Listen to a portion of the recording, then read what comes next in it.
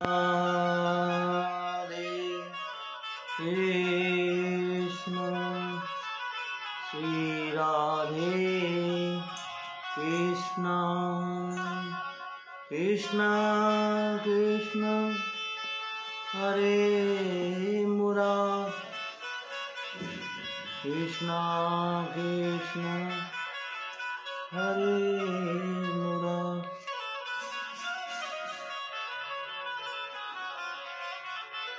परम मंगल में परातम अखिलेश्वर करुणा वर्णालय वक्तवांचल पीताम्बरधारी श्री बालकृष्ण लाल के श्री चरणों में प्रणाम करते हुए वंदन करते हुए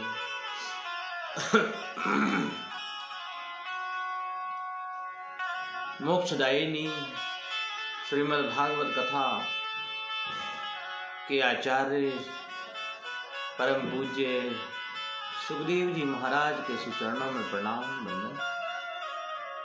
आइए पावन पवित्र भागवत आज हमें क्या मार्गदर्शन देती है ये हम श्रवण करते हैं। कल हमने श्रवण किया कि जिस प्रकार शिष्य को इच्छा होती है कि जीवन में श्रेष्ठ गुरु मिले, ऐसे ही गुरु को भी चाहना होती है कि श्रेष्ठ अधिकारी मेरा शिष्य हो।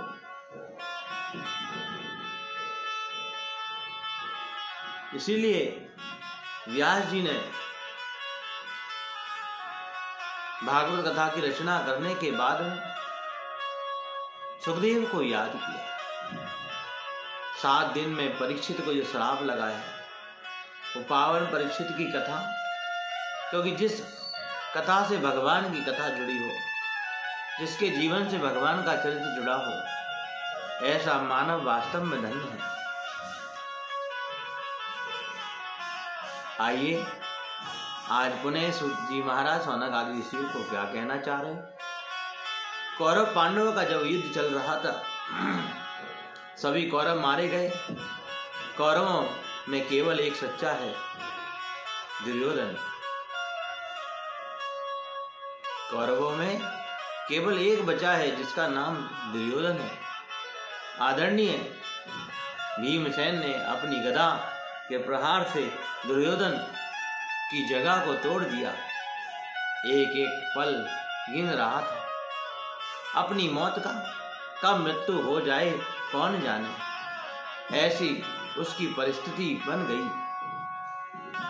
दुर्योधन पड़ा है कौरवों के गुरु देव के पुत्र अश्वत्थामा है। अश्वत्थामा ने आकर कहा, मित्रवर, ये तुम्हारी दुर्गति किसने की? तुम्हारी जगह को किसने तोड़ा? किसने किया ये दुर्व्यवहार? दुर्योधन ने कहा, मित्र, 5 पांडवों को मार कर आओ। कैसे भी हो 5 पांडव मारे गए तो मैं समझूंगा मुझे सब कुछ मिल गया। अश्वत्थामा ने कहा, ये कौन सी बड़ी बात है? समझ लो आज 5 पांडव मर गए, 5 की मृत्यु हो गई। परंतु कहते हैं ना, जाको राखे साइया मार सके ना को, बाल न बाका कर सके जो जग बैरी हो। रक्षक जिनका गोविंद है, कन्हैया जिनका रखवाला है, उन्हें कोई मार सकता है क्या? 5 पांडव तान दुपट्टा सो रहे थे, लेकिन गोविंद छड़ी लेकर के उनकी रखवाली में खड़े हैं। अर्जुन की नींद खुली और देखा तो कहा, गोपाल आप सोए नहीं? कृष्ण ने कहा, तुम्हें नींद आ रही है क्या? अर्जुन बोले, जीवन की बागडोर आप जब आपको सौंप दी तो हम तो सोएंगे, हमें क्या चिंता है।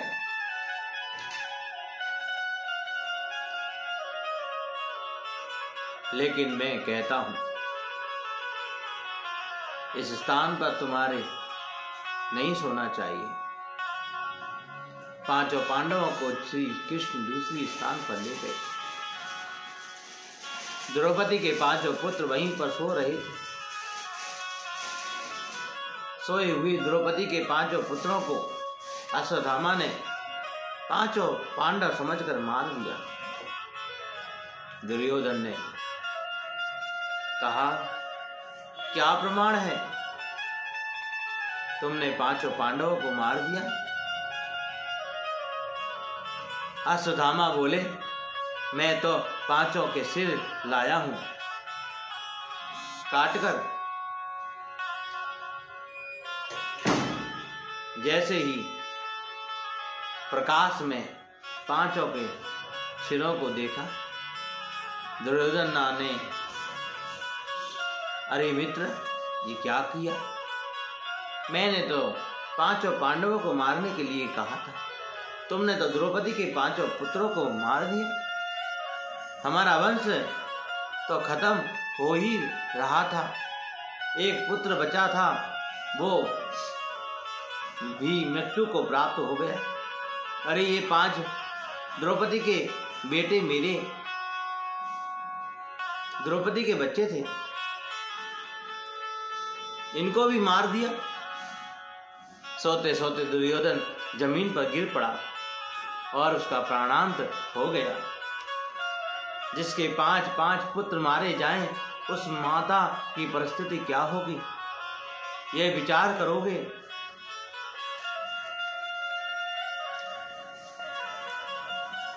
द्रौपदी बार बार विलाप करती है, कुरही की भांति करुण कुदन करती है। क्या बिगाड़ा था मेरे पुत्रों ने? दुष्ट अश्वत्थामा ने क्यों मार दिया? मेरे अबोध बच्चे सो रहे थे, सोते हुए मेरे सिर काट दिए क्यों? इस दृश्य को देखने लाखों नर नारी आए। राम राम, कैसा कुत्सित कार्य किया है।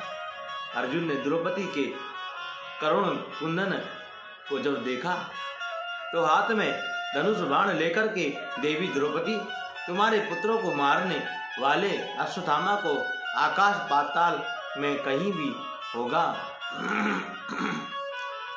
मैं जीवित नहीं छोड़ूंगा। गांडीव धनुष हाथ में लेकर उसको मारने दौड़े। अश्वत्थामा ने देखा कि अर्जुन हमें मार देगा, अपना ब्रह्मास्त्र चला दिया। आकाश मार्ग से विशाल ब्रह्मास्त्र को आते देख अर्जुन कृष्ण के चरणों में गिर पड़े। कन्हैया, मुझे बचाओ, ये ब्रह्मास्त्र मुझे जलाकर भस्म कर देगा। गोविंद ने कहा, अर्जुन, डरते क्यों हो? कभी कभी विष की औषधि विष होती है। कांटे को कांटे से निकालते हैं, लोहे को लोहे से काटते हैं। ऐसे ही ब्रह्मास्त्र को शांत करने का तरीका भी दूसरा ब्रह्मास्त्र है। अर्जुन ने अपने ब्रह्मास्त्र को चलाया। दोनों ब्रह्मास्त्र टकराकर शांत होकर नीचे गिर पड़े। अर्जुन दौड़कर अश्वत्थामा के केस पकड़कर खींचकर लाया।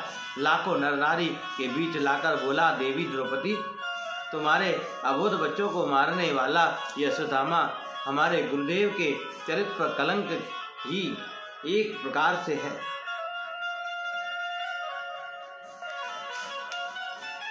लाखों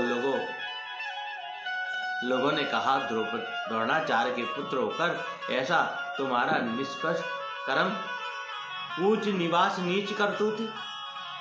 अर्जुन ने कहा, देवी, हमारे संविधान के अनुसार मृत्यु का दंड भी मृत्यु है। इसने हमारे सोते हुए 5 पुत्रों को मारा, इसलिए संविधान के अनुसार इसको 5 बार मारना चाहिए। लेकिन ऐसा संभव नहीं, मरेगा तो एक ही बार। तुम बताओ, इसे कैसे मारूं? जमीन में गाड़कर मारूं? जलती हुई अग्नि में डाल मारूं? इसके शरीर के टुकड़े टुकड़े कर शेर के सामने डालूं? तुम बताओ कैसे मारूं? आप विचार कर देखिए। मेरा गोविंद जिसके बहन कहता है, मेरा कन्हैया जिसे सखी कहता है, कृष्ण के चरणों में जिस अनन्य श्रद्धा है, उसके मन में करुणा क्यों नहीं होगी। द्रौपदी ने अर्जुन की ओर इशारा किया और बोली, छोड़ दीजिए, इसे क्या मिलेगा इसे मारकर। अर्जुन ने कहा, क्या कहती हो तुम? इस पापी को छोड़ दे जिसने हमारे 5 पुत्रों को मार दिया, इसे छोड़ दूं? द्रौपदी ने कहा, इसे मारने से मेरे पुत्र तो वापस जीवित नहीं होंगे। मैं एक माँ हूँ, एक माँ ही दूसरी माँ की अंतर हृदय वेदना को समझ सकती है। आज मैं मेरे पुत्रों के लिए कुरही की भांति रुदन करती हूँ। ये तो अपनी माँ का एक लौता पुत्र है। गुरु माता गौतमी क्या रुदन नहीं करेगी? द्रोणाचार्य महाराज की विधवा रोएगी नहीं? उनको रोने देना आपको अच्छा लगेगा? इसलिए मेरा निवेदन है कि आप इसे मत मारो, क्योंकि गुरु द्रोणाचार्य ने जो विद्या अपने पुत्रों को नहीं दी, वह आपको दी है। क्या आप यह सब भूल गए? इन्हें मारो नहीं, ये गुरु पुत्र है। अर्जुन ने कहा, इनके मन में तो करुणा आ गई। राजनीति संविधान में करुणा नहीं होती। सट के साथ सटता का व्यवहार करना चाहिए। इसकी मृत्यु तो निश्चित है, बच नहीं सकता। युधिष्ठिर जी ने से पूछा, आप बताएं, इसे मारे या नहीं? युधिष्ठिर जी ने कहा, धर्म ग्रंथों के में लिखा है, वैसे ही करना। भीमसेन ने कहा, अर्जुन तुम नहीं मारोगे तो इसे मैं मारूंगा। ऐसे पापी को मारने में से पाप नहीं लगता। नकुल सहदेव ने कहा, मझले भैया ठीक कह रहे हैं, मारना ही चाहिए इसे। लेकिन द्रौपदी दया की स्वरूप है, वो कहती है, मत मारो इसे। मेरे गोविंद द्वारकाधीश शांत खड़े हैं। अर्जुन ने कृष्ण के चरण पकड़कर कहा, कन्हैया मेरा मार्गदर्शन करो, मैं क्या करूं? मेरे गोविंद ने बहुत सुंदर बात कही, इसे आप सुनिए। अर्जुन, शास्त्र कहते हैं, ब्राह्मण चाहे जैसा भी क्यों ना हो, उसे कभी मारना नहीं चाहिए। बालकों का हत्यारा कोई भी हो, उसे छोड़ना नहीं चाहिए। ये ब्राह्मण है, इसे मारने का तुम्हें कोई अधिकार नहीं। ये बाल हत्यारा है, इसे छोड़ना पाप होगा। इसलिए मारो भी मत और छोड़ो भी मत। मारो भी छोड़ो भी। सन्नाटा छा गया। पूरी सभा में भीमसेन ने कहा, बहुत अच्छा, आप जैसे न्यायाधीश 2-4 हो गए तो सब धन्य हो जाएंगे। पूजई विप्रे सकल गुणहीना, शूद्र न गुण गण वेद प्रवीणा, परहित सरसी धर्म नहीं भाई, पर पीड़ा सम नहीं अधमाई। अर्जुन क्या करें, धर्म संकट में पड़ गया। लेकिन फिर भरी सभा में अश्वत्थामा की आधी दाढ़ी मूछ मूड़ दी, आधे सिर के बाल काट दिए और सिर में से उसकी मणि निकालकर धक्के देकर बाहर कर दिया। अधम ब्राह्मण का यही बड़ा बद है। इससे बड़ा बद और क्या हो सकता है। अश्वत्थामा को तो अर्जुन का शुक्र गुजार होना चाहिए। काम तो मैंने मरने का किया, फिर भी अर्जुन ने मुझे मारा नहीं, केवल दंडित किया है। परंतु अश्वत्थामा के मन में ईर्षा आ गई। सज्जनों, ये ईर्षा बहुत बड़ी दुश्मन है, जो जीव को अंदर से गलत करने की प्रेरणा देती है। मानव का सबसे बड़ा दुर्गुण है ईर्षा। ईर्षा का मतलब मेरी एक आंख भले ही फूटे, पड़ोसी की दोनों फूटनी चाहिए। अपना अनहित करके भी पड़ोसी का दुगना अनहित करना। ईर्ष्यालु का लक्षण है। अश्वत्थामा ने कहा, इन पांडवों के बस को निर्धन निर्वंश करके मांगूंगा। इनके वंश में पानी देने वाला भी नहीं रहेगा। अपने आश्रम में बैठा बैठा सोचने लगा, अब इनके वंश में बचा ही कौन है। अभिमन्यु युद्ध में मारा गया, 5 पुत्र थे, वो कल मेरे मार दिए, अब कौन है। फिर सोचा, नहीं, अभिमन्यु की मृत्यु के समय मैंने सुना था अभिमन्यु की पत्नी गर्भवती है। आज मैंने 9 महीने पूर्ण हो रहे हैं, उस गर्भस्थ शिशु को मार देता हूं तो पांडव वंश निर्वंश हो जाएगा। बस मानव के मन में ईर्ष्या रूपी विष जब आ जाता है तो उसका चरित्र दूषित हो जाता है। इसीलिए ईर्ष्या मन में नहीं आनी चाहिए।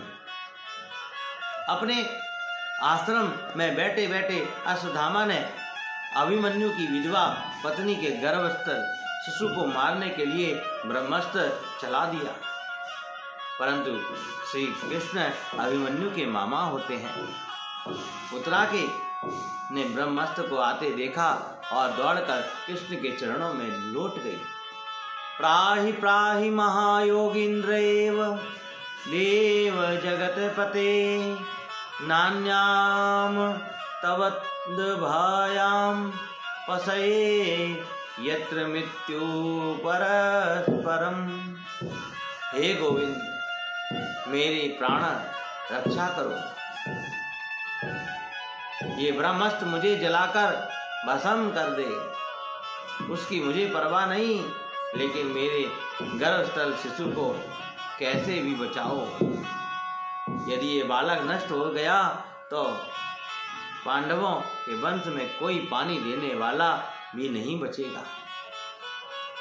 मेरे प्रभु ने कहा, ऐसा निष्कष्ट चरित्र उस गुरु पुत्र का हो गया, मैंने तो सोचा भी नहीं ऐसा इसका आचरण हो जाएगा।